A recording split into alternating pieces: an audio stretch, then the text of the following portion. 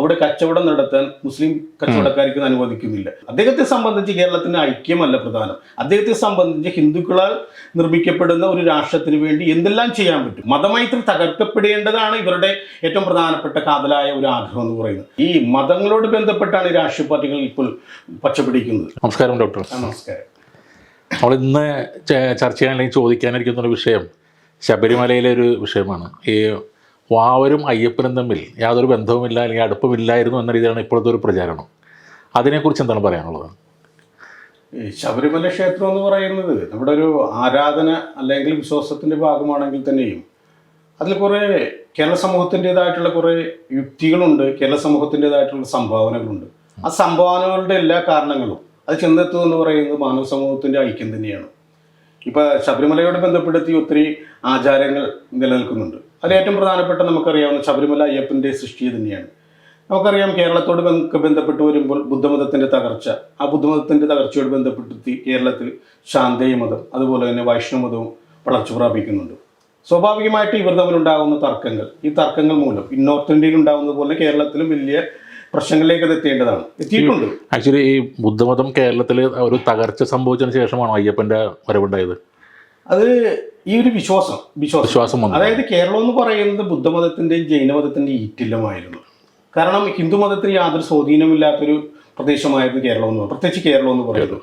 ആ ഒരു പ്രദേശത്തേക്ക് കേരളത്തിൽ ഈ പറയുന്ന ബുദ്ധമതത്തിൻ്റെയും ഈ പറയുന്ന ജൈനമതത്തിൻ്റെയും തകർച്ച അല്ലെങ്കിൽ അവരുടേതായിട്ടുള്ള ഒരു എന്താ പറയുന്ന കാലഘട്ടം കഴിയുന്ന ഒരു അവസാന കാലഘട്ടം എന്നൊക്കെ പറയുന്നത്, ഒരു ഗോൾഡൻ ഏജ് എന്നൊക്കെ പറയുന്നത് തകർന്നതിൻ്റെ ഒരു അവസാന കാലഘട്ടത്തിലേക്കാണ് ഹിന്ദുമതത്തിൻ്റെ വളർച്ച ഉണ്ടാകുന്നത്. ആ വളർച്ച ഉണ്ടാകുമ്പോൾ ശാന്തേയ വിഭാഗക്കാരും വൈഷ്ണവ വിഭാഗക്കാരുമുണ്ട്. അപ്പോൾ ഇവരും തർക്കമാണ്, ഇവരുടേതായിട്ടുള്ള കാഴ്ചപ്പാടുകളായി നിലനിൽക്കുകയാണ്. ഈ തർക്കത്തിനുള്ള ഒരു പരിഹാരം എന്ന രീതിയിൽ കേരള സമൂഹത്തിൻ്റെ ഒരു സംഭാവനയായിരുന്നു ഈ പറയുന്ന അയ്യപ്പൻ എന്ന് പറയുന്നത്. അതായത് ശിവന്റെയും വിഷ്ണുവിൻ്റെയും പുത്രനായിട്ടുള്ള പുതിയൊരു ദൈവത്തെ കേരള സമൂഹം ഈ ഹിന്ദുമത വിശ്വാസികളുടെ മുന്നിൽ അവതരിപ്പിക്കുകയായിരുന്നു. അതായിരുന്നു അയ്യപ്പൻ എന്ന് പറയുന്നത്. അപ്പോൾ ഈ അയ്യപ്പൻ്റെ ഈ ഒരു വിശ്വാസത്തിലേക്ക് പിൽക്കാലത്ത്, അതായത് കേരള സമൂഹത്തിൻ്റെ സൃഷ്ടിയാണ് അയ്യപ്പൻ എന്ന് പറയുന്നത് പറഞ്ഞ പോലെ തന്നെ, ഈ വിശ്വാസത്തോട് ഇസ്ലാം മതത്തിൻ്റെയും ക്രിസ്തു മതത്തിൻ്റെയും അതുപോലെ തന്നെ കേരളത്തിലെ ഏറ്റവും കൂടുതൽ ജനസംഖ്യയുള്ള കേരളത്തിലെ സംബന്ധിച്ച് ഈഴവ സമുദായത്തിൻ്റെയും കുറേ കാര്യങ്ങളെല്ലാം ചേർത്ത് വയ്ക്കപ്പെട്ടിട്ട് പോലും ആരും എതിർക്കാതിരുന്നത് ഇത് കേരള സമൂഹത്തിൻ്റെ ഒരു ബോധമാണെന്നുള്ളത് കൊണ്ടായിരുന്നു. ആ ബോധത്തെ തകർക്കുന്ന രീതിയിലാണ് ഈ പറയുന്ന ഇപ്പോഴും വരുന്ന ചോദ്യങ്ങളും അതുപോലെ തന്നെ അഭിപ്രായ വ്യത്യാസങ്ങളും ഉണ്ടാകുന്നത്. ഇപ്പോൾ ഈ വാസ്തവത്തിൽ വാവർ എന്നുള്ള ഒരു സങ്കല്പം അല്ലെങ്കിൽ അങ്ങനത്തെ ഒരു അയ്യപ്പൻ്റെ സുഹൃത്ത് എന്ന് പറയുന്ന വ്യക്തിയെ അത് ശബരിമലക്ക് പോകുന്ന ഹിന്ദുക്കളെല്ലാം ആരാധിച്ചിരുന്നുള്ള ആളാണ്. പെട്ടെന്നൊരു സുപ്രഭാതത്തിൽ വാവർ അന്യനായി മാറുന്നത് എങ്ങനെയാണെന്നുള്ള ചോദ്യം, അത് മനഃപൂർവ്വമുള്ളൊരു ഒരു സമുദായത്തിന് നേരെയുള്ള ഒരു ആക്രമണമല്ലേ അത്? അല്ല, ഇതിൽ ഞാൻ നേരത്തെ പറഞ്ഞില്ലേ, അതായത് ഈ ഇസ്ലാം മതം രൂപീകരിക്കുന്നത് അല്ലെങ്കിൽ ഇസ്ലാം മതത്തിന്റെ സൃഷ്ടി എന്ന് പറയുന്നത് പ്രൊഫറ്റ് മുഹമ്മദ് 610 ആദ്യമായിട്ട് അതിന്റെ റെവല്യൂഷൻ കിട്ടുന്നത്. അപ്പോൾ ഇസ്ലാം മതം രൂപപ്പെട്ടിരിക്കുന്നത് 7-ാം നൂറ്റാണ്ടിലാണ്. ആ 7-ാം നൂറ്റാണ്ടിൽ കേരളത്തിന്റെ തീരപ്രദേശങ്ങളിൽ ഈ ഇസ്ലാം മതം എത്തിയിട്ടുണ്ട്. അപ്പോഴും ഉൾപ്രദേശങ്ങളിൽ എത്തിയിട്ടില്ല. ഉൾപ്രദേശങ്ങളിൽ ഈ ഇസ്ലാം മതം എത്തുന്നത് പിൻകാലത്താണ്. അങ്ങനെയാണെങ്കിൽ ഈ പറയുന്ന വാവറുടെ ഒപ്പം നടന്നു അല്ലെങ്കിൽ വാവരും അയ്യപ്പനും സുഹൃത്തുക്കളായിരുന്നു പറയുന്നൊരു കാലഘട്ടം ഈ 7-ാം നൂറ്റാണ്ടിലോ അല്ലെങ്കിൽ 8-ാം നൂറ്റാണ്ടിലോ ആണ്. അങ്ങനെ വരികയാണെങ്കിൽ അയ്യപ്പൻ ജീവിച്ചിരുന്നത് ആ കാലഘട്ടത്തിലേക്ക് വരും. അപ്പോൾ അവിടെയാണ് നമ്മുടെ യുക്തി. 7-ാം നൂറ്റാണ്ടിന് ശേഷമാണ് 7-ാം നൂറ്റാണ്ടിന് ശേഷമാണ്. 610 മാത്രമേ ഇസ്ലാം മതം രൂപീകരിക്കപ്പെടുന്നുള്ളൂ. അപ്പോൾ അതിനെല്ലാം വളരെ നാളുകൾക്ക് ശേഷമാണ് ഉൾപ്രദേശങ്ങളിലേക്ക് ആ മതം എത്തുകയുള്ളൂ.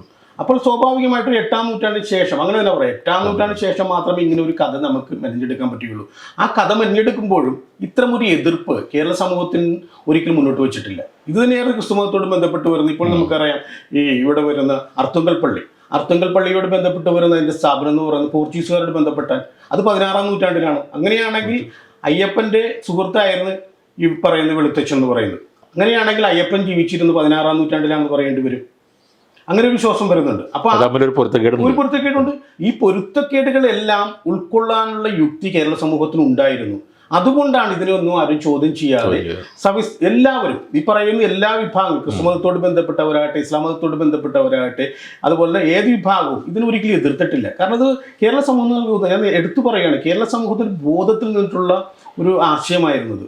അതുപോലെ നമുക്കറിയാം ഈഴവ സമുദായത്തോട് ബന്ധപ്പെട്ട് വരുന്നത് കേരളത്തിലെ ഏറ്റവും കൂടുതൽ ജനസംഖ്യയുള്ള അല്ലെങ്കിൽ ഒരു വിഭാഗം, ഒരു ജാതിപരമായിട്ട് നോക്കുകയാണെങ്കിൽ ഏറ്റവും കൂടുതൽ അംഗസംഖ്യയുള്ള വിഭാഗമാണ്. അപ്പോൾ അവരൊരു പുതിയൊരു ആശയം ഇതുമായി ബന്ധപ്പെടുത്തി പറയുന്നുണ്ട്. അവർ പറയുന്നത് എന്താണ്, ഈ പറയുന്ന ഈ മുഖമ്മയിലുള്ള ചീരപ്പഞ്ചിറ തറവാട്ടിൽ അയ്യപ്പൻ ഈ കളരി പഠിക്കാൻ വന്നു എന്നാണ് പറയുന്നത്. പൂരിക്കടകനാണ് അവിടെ പഠിച്ചതെന്നാണ് അവർ അവകാശപ്പെടുന്നത്. അപ്പോൾ അവർ പറയുന്നത് അവരുടെ ഒരു 10ാമത്തെ തലമുറയാണ് ഇന്നെന്ന് പറയുമ്പോൾ നമുക്കറിയാം ഒരു 10ാമത്തെ തലമുറ എന്ന് പറയുമ്പോൾ നമുക്ക് വേണമെങ്കിൽ 200 വർഷം കണക്കാക്കാം. അപ്പോൾ ഇത് 2000 ആകുമ്പോൾ 200 വർഷം മുമ്പ് 1800 മാത്രമേ അയ്യപ്പൻ ജീവിച്ചിരുന്നതായിട്ട് നമുക്ക് പറയാൻ പറ്റുള്ളൂ. അപ്പോൾ ഇത്തരം കാര്യങ്ങളെയൊന്നും നമ്മൾ എതിർക്കാത്തതിൻ്റെ കാര്യം അയ്യപ്പൻ എന്ന് പറയുന്നത് കേരള സമൂഹത്തിൻ്റെ സൃഷ്ടിയായിരുന്നു. അതുകൊണ്ട് തന്നെ അതിനോട് എന്ത് കൂട്ടിയോജിപ്പിച്ചാലും ആ കൂട്ടിയോജിപ്പിക്കുന്നതെല്ലാം സമൂഹത്തിൻ്റെ നിലനിൽപ്പിന് നാനാ വിഭാഗം അല്ലെങ്കിൽ നാനാ വിഭാഗത്തിൽപ്പെട്ട വിശ്വാസികളുടെ ആശയങ്ങളെ ഒരുപോലെ കേരള സമൂഹത്തിന് വളർച്ചയ്ക്ക് ആവശ്യമാണ് തോന്നലുള്ളത് കൊണ്ടാണ് ഇത്രയും നാളും ഇത് ഈ രീതിയിൽ തന്നെ പോയിക്കൊണ്ടിരുന്നത്. ഇതിനെയാണ് തീർത്തും ഒരു മതസൗഹാർദ്ദത്തിൽ ഊന്നിയായിരുന്നു മുമ്പോട്ട് പോയിരുന്നത്. ആണ് തീർച്ചയായിട്ടും. കാരണം നോർത്ത് ഇന്ത്യയോ അല്ലെങ്കിൽ ഉത്തരേന്ത്യയോട് ബന്ധപ്പെട്ട ഒരു സമൂഹത്തിന്റെ കാഴ്ച ഒരിക്കൽ ചിന്തിക്കാൻ പോലും പറ്റില്ല. കാരണം അവരുടെ ചിന്തയിൽ എന്ന് പറയുന്നത് എല്ലാ കാലഘട്ടത്തിലും ശിവനോട് ബന്ധപ്പെട്ട് വരുന്ന അല്ലെങ്കിൽ വിഷ്ണുവിനോട് ബന്ധപ്പെട്ട് വരുന്ന ആ വിഭാഗങ്ങൾ തമ്മിൽ എല്ലാ കാലത്തും മത്സര ബുദ്ധിയോടുകൂടിയാണ് പ്രവർത്തിക്കുന്നത്. അതിനുള്ളൊരു മറുപടിയായിരുന്നു. ആ മറുപടി എന്ന് പറയുന്നത് നമ്മൾ പറഞ്ഞില്ല 18ാം നൂറ്റാണ്ടിൽ പോലും അതിൽ നമ്മൾ പുതിയ ആശയങ്ങൾ ചേർത്തപ്പോൾ പോലും ഈ കേരളത്തിലെ സമൂഹം അല്ലെങ്കിൽ അയ്യപ്പനോട് ബന്ധപ്പെട്ട് ഒരു വിശ്വാസമായി ജീവിക്കുന്ന സമൂഹം അതിനെ ഉൾക്കൊണ്ടിരുന്നു. അത് ഒരു മാനവ സമൂഹത്തിന്റെ ഐക്യത്തിന്റെ പ്രതീകം തന്നെയായിരുന്നു. ഇപ്പോൾ ഈ അടുത്തിടയ്ക്കായിട്ട് വിശ്വ ഹിന്ദു പക്ഷത്തിൽ വിജയ് തമ്പി വന്ന് പ്രസ്താവന നടത്തിയിരുന്നു വാവർ എന്തുകൊണ്ടും ഒഴിവാക്കപ്പെടേണ്ട ആളാണെന്നുള്ളത്. അത് വാസ്തവത്തിൽ എന്താ ചരിത്രത്തിൽ അല്ലെങ്കിൽ ചരിത്രത്തെക്കുറിച്ച് ബോധമില്ലാത്തതുകൊണ്ടാണോ? ചരിത്രമല്ല, നമ്മുടെ കേരളത്തിൻ്റെ ഇത്തരം കഥകളും അല്ലെങ്കിൽ ആചാരങ്ങളും അതിനെക്കുറിച്ച് ബോധമില്ലാത്തവരാണോ? അല്ലെങ്കിൽ ഈ പറഞ്ഞ വാവരുടെ സമുദായത്തെ ആ ഒരു BJP ലൈനിൽ ചിന്തിച്ചിട്ട് ഒഴിവാക്കാൻ വേണ്ടിയുള്ളൊരു ശ്രമമാണോ അത്? അല്ല, അതിൽ നമുക്ക് അത് തന്നെ കാണാൻ പറ്റില്ല. കാരണം ഈ ഇന്ത്യയെ സംബന്ധിച്ച് ഒരു ഹിന്ദു രാഷ്ട്രം അല്ലെ ഹിന്ദുക്കളോട് ബന്ധപ്പെട്ട് അപ്രമാദിത്വമുള്ള ഒരു രാജ്യം ഉണ്ടാക്കുമെന്ന് ബന്ധപ്പെട്ട് നടക്കുന്ന ആൾക്കാരാണ് ഇത്തരം ഒരു ആശയം മുന്നോട്ട് വെക്കുന്നത്. നമുക്കറിയാം ഇപ്പോൾ കർണാടക പോലുള്ള പ്രദേശങ്ങളിൽ ഈ അടുത്തേക്ക് ഉണ്ടായത് എന്താണ്, അവിടെ ഉത്സവങ്ങളോട് ബന്ധപ്പെട്ട് വരുമ്പോൾ അവിടെ കച്ചവടം നടത്താൻ മുസ്ലിം കച്ചവടക്കാർക്ക് അനുവദിക്കുന്നില്ല. അങ്ങനെ ഒത്തിരി പ്രശ്നങ്ങളുണ്ട്. അതുപോലെ തന്നെ ഇലക്ഷനോട് ബന്ധപ്പെടുത്തി അവിടെ സംസാരിച്ചെന്ന് പറയുന്നത് മുസ്ലിങ്ങളുടെ വോട്ട് നമുക്ക് ആവശ്യമില്ലെന്ന് പറയുന്നത്. അപ്പം ഇസ്ലാം മത വിശ്വാസികളായ ആൾക്കാരെന്ന് പറയുന്നത് പുറമെ നിന്ന് വന്നവരാണെന്നും അതുപോലെ തന്നെ ഇന്ത്യൻ സംസ്കാരത്തിന്റെ ഭാഗമല്ലെന്ന് ചിന്തിക്കുന്ന ഒരു വിഭാഗത്തിന്റെ വക്താവ് തന്നെയാണ് അദ്ദേഹം. അതുകൊണ്ടാണ് ഈ പറയുന്ന ഒരു വിശ്വാസത്തെ അദ്ദേഹം എതിർക്കുന്നത്. അദ്ദേഹത്തെ സംബന്ധിച്ച് കേരളത്തിന്റെ ഐക്യമല്ല പ്രധാനം. അദ്ദേഹത്തെ സംബന്ധിച്ച് ഹിന്ദുക്കളാൽ നിർമ്മിക്കപ്പെടുന്ന ഒരു രാഷ്ട്രത്തിന് വേണ്ടി എന്തെല്ലാം ചെയ്യാൻ പറ്റും അതിനുവേണ്ടിയുള്ള പ്രവർത്തനമാണ് നടക്കുന്നത്. നമ്മൾ നേരത്തെ പറഞ്ഞു വെച്ച കാര്യങ്ങൾ തന്നെ ഇവിടെ ഊന്നി പറയുന്നത്. ഇസ്ലാം മതത്തോട് ബന്ധപ്പെട്ട് വരുന്ന ഒരു വിശ്വാസി വാവർ എന്ന് പറയുന്ന ഒരാൾ ഈ പറയുന്ന അയ്യപ്പനുമായി ബന്ധപ്പെടുത്തുമ്പോൾ ഇത്രയും നാളുകൾ ഹിന്ദുക്കളുടെ ഇടയിൽ നിന്ന് ഒരിക്കൽ പോലും എതിർപ്പുണ്ടായിട്ടില്ല. അതിന്റെ അർത്ഥം എന്ന് പറയുന്നത് ആ ഒരു വിശ്വാസം മനുഷ്യന്റെ ഉള്ളിൽ നിന്ന് വരേണ്ടത്. ആ ഒരു വിശ്വാസം എന്ന് പറയുന്നത് മാനവ സമൂഹത്തിന്റെ ഐക്യം, അതുപോലെ മാനവ സമൂഹത്തോടുണ്ടാകുന്ന കരുണ, ഇതെല്ലാം ഉൾക്കൊണ്ട് തന്നെയാണ് വിശ്വാസം നിലനിൽക്കേണ്ടത്. അല്ലാതെ ഏതെങ്കിലും ഒരു വിശ്വാസി മാത്രം ജീവിച്ചാൽ മതി എന്നൊരു താല്പര്യമല്ല ആവശ്യം നമ്മുടെ ഈ സമൂഹത്തിന് ആവശ്യം. അപ്പോൾ അത്തരം ഒരു വിശ്വാസത്തെ തകർക്കുമ്പോൾ സ്വാഭാവികമായിട്ടും ഹിന്ദുക്കളുടേതായിട്ടുള്ള ഒരു അപ്രമാദിത്യം ശബരിമലയോട് ബന്ധപ്പെടുത്തി നേടിയെടുക്കുക. അതോടൊപ്പം തന്നെ ഇസ്ലാം മത വിശ്വാസികൾ എന്നേക്കുമായി ഒഴിവാക്കിക്കൊണ്ട് എന്നും അരാജകത്തിൽ ജീവിക്കുന്ന ഒരു സമൂഹമായിട്ട് അവർ മാറ്റിയെടുക്കുക എന്നൊരു താല്പര്യം തന്നെയാണ് ഇതിൻ്റെ പുറകിലുള്ളത്. അത് ശബരിമല എന്നുള്ള ഒരു തീർത്ഥാടനം അല്ലെങ്കിൽ ആ ഒരു ഭക്തി സങ്കല്പത്തിൽ മുസ്ലിങ്ങൾ എന്നുള്ളത് ആ വേണ്ട എന്ന് തീർത്തും അത് ഒഴിവാക്കപ്പെടേണ്ട ഒന്നാണ്. അതാണ് എൻ്റെ പിന്നിലുള്ള ചിന്താഗതി. അതാ പറയുന്നത്. അവരെ സംബന്ധിച്ച് ഈ മതമൈത്രി എന്ന് പറയുന്ന ഇത്തരം വിഭാഗങ്ങൾ ഒരിക്കലും അംഗീകരിക്കില്ലല്ലോ. മതമൈത്രി ഉണ്ടെങ്കിൽ ഇത്തരം വിഭാഗങ്ങൾക്ക് കടന്നു വരാൻ പറ്റില്ല, അവർക്ക് വളർച്ചയുണ്ടാകില്ല. മതമൈത്രി തകർക്കപ്പെടേണ്ടതാണ് ഇവരുടെ ഏറ്റവും പ്രധാനപ്പെട്ട കാതലായ ഒരു ആഗ്രഹം എന്ന് പറയുന്നത്. അപ്പോൾ അവരെ സംബന്ധിച്ച് മതമൈത്രി തകർക്കാൻ വേണ്ടി എന്തെല്ലാം ചെയ്യാൻ പറ്റും അതെല്ലാം എല്ലാ കാലത്തും അവർ ചെയ്യാൻ ശ്രമിച്ചിട്ടുണ്ട്. അതിൽ കേരളത്തിൻ്റെ പുതിയൊരു വക്താവാണ് അദ്ദേഹം. അതുകൊണ്ടാണ് മതത്തോട് ബന്ധപ്പെടുത്തി വരുന്ന ഇത്തരം അവകാശവാദങ്ങൾ അദ്ദേഹം ഉന്നയിക്കുന്നത്. ഈ പറയുന്ന വിഷ്ണുവിൻ്റെ അല്ലെങ്കിൽ ഈ പറഞ്ഞ ശിവന്റെ പുത്രൻ എന്ന് പറയുമ്പോൾ അത് നമ്മളൊരു കാര്യം മനസ്സിലാക്കുന്നു. ഇവർ ഏറ്റവും കൂടുതൽ സപ്പോർട്ട് ചെയ്തതാണ് ഈ പന്തളം കൊട്ടാരം. പന്തളം കൊട്ടാരത്തിന്റെ ചരിത്രം തന്നെ എടുത്തു നോക്കാം. അത് ഈ പാണ്ഡ്യന്മാരുടെ കാലഘട്ടത്തിന് ശേഷമാണ് ഇവരുടെ ഈ ചരിത്രം തുടങ്ങുന്നത്.